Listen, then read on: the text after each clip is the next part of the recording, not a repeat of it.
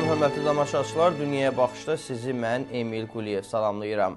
Bugün Dünyaya baxışda izləyəcəksiniz. Sergey Lavrov Misirdə səfərdədir. Təlim zamanı 4 ABŞ əskəri həlak olub. Çin Filipinə yardımın məbləğini artırır.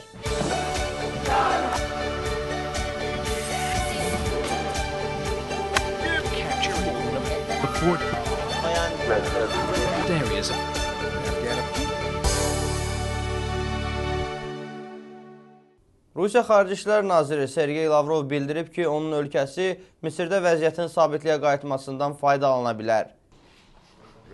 Rusiya Xarici İşlər Naziri Sergey Lavrov bildirib ki, onun ölkəsi Misirdə vəziyyətin sabitliyə qayıtmasından faydalana bilər. Sergey Lavrov bu açıqlamanı Rusiyanın Müdafiə Naziri ilə birlikdə Qahirəyə səfəri zamanı verib. Rusiya rəsmilərinin Qahirədə Misirli həmkarları ilə görüşü, Misir və onun uzun müddətdir müttəfiq olan ABŞ arasında gərginliyin yarandığı bir vaxtda təsadüf edir. Keçən ay ölkədə siyasi zorakılığa cavab olaraq Birləşmiş Ştatlar Misirə 100 milyonlarla dollar məbləğində hərbi yardımı dondurub. Misir ordusu demokratik yolla seçilmiş prezident Məhəmməd Mursini iyul ayında devirdikdən sonra onun tərəfdarlarına qarşı təqiblərə başlayıb. Zorakılıqlar nəticəsində yüzlərlə insan həyatını itirib. Keçid hökuməti nəzarəti ələ ala bilmək üçün ölkədə 3 ay fövqəladə vəziyyət elan etmişdi. Hərbi hökumət gələn il parlament və prezident seçkiləri keçirilməsi üçün keçid planı üzərində işləyir. Cənab Mursi yanvar ayının 8-nə təyin olunmuş məhkəməyə qədər həbsxanada saxlanacaq.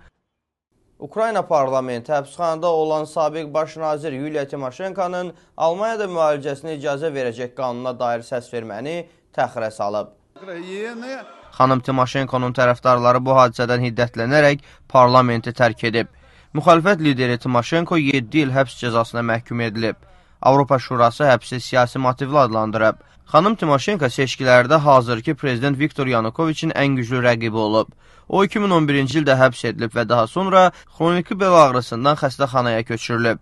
Müxalifət liderinin həbsdə olması Ukrayna və Avropa Şurası arasında bu ayın sonlarında Vilniusda imzalanması planlaşdırılan əməkdaşlıq sazişinin əldə olunmasına maneə yaradır. Moskva, Ukraynaya razılığı imzalamamaq üçün təzyiq göstərir. Sazişin imzalanması ilə Ukrayna Rusiyadan uzaqlaşaraq qərbə yönəlik siyasət yürüdə bilər. Dünyaya baxış web xəbər bülletenini izləyirsiniz.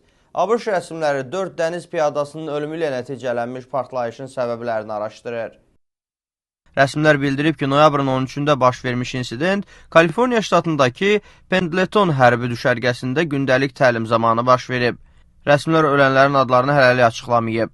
8 ay əvvəl Nevada ştatının qərbində təlimlər zamanı 7 hərbi dəniz piyadası həlak olmuşdu. Hərbi istintaq həmin qəzanın ehtiyatsızlıq nəticəsində baş verdiyini müəyyən etmişdi. ABŞ prezidenti Barack Obamanın Mərkəzi Bankın direktoru vəzifəsinə nominasiya etdiyi Janet Yellen Konqres dinləməsində qanunvericilərin suallarını cavablandırır.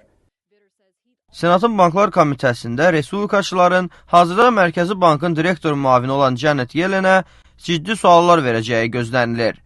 Əsas sual Mərkəzi Bankın hələ də 2009-cu ildə tənəzzüldən sonra tam bərpa ola bilməyən iqtisadiyyatın dirçəlməsinə kömək üçün hər ay 85 milyard dəyərində qiymətli kağız alması ilə bağlıdır. Prezident Barack Obama 67 yaşlı Yelleni yanvar ayında vəzifəsindən getməyə planlaşdıran bankın hazırki direktoru Ben Bernanke'nin yerinə nominasiya edib. Janet Yellenin nominasiyasına mütəşəkkil halda etiraz edilməyəcəyi gözlənilir. Çin tayfunun fəlakətli təsirinə məruz qalan Filipinə yardımın məbləğini artırır. Bir neçə gün öncə Pekin dünyanın digər qüdrətli dövlətlərindən qat-qat az yardım təklif etmişdi.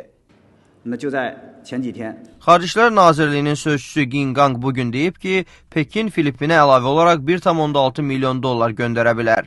Bu həftənin əvvəli Pekin hökuməti Çin Qırmızı Xaç Cəmiyyəti ilə yanaşı son 10 ilin ən dəhşətli fəlakətlərindən birini yaşayan Filipinə 200 min dollarlıq yardım vəd edib.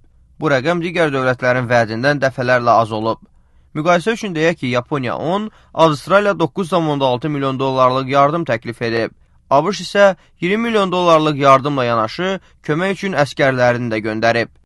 Bugün Dünyaya Baxışda isə çatdıracaqlarımız bu qədər. Vaşinqtondan, Amerikanın Səsinin televiziya studiyasından mən Emil Quliyev sizinlə xudafisləşirəm. Siz Amerikanın Səsini həmişə olduğu kimi 3w.amerikanınsəsi.org-da izləyə bilərsiniz. Sabah eyni ünvanda görüşənədək.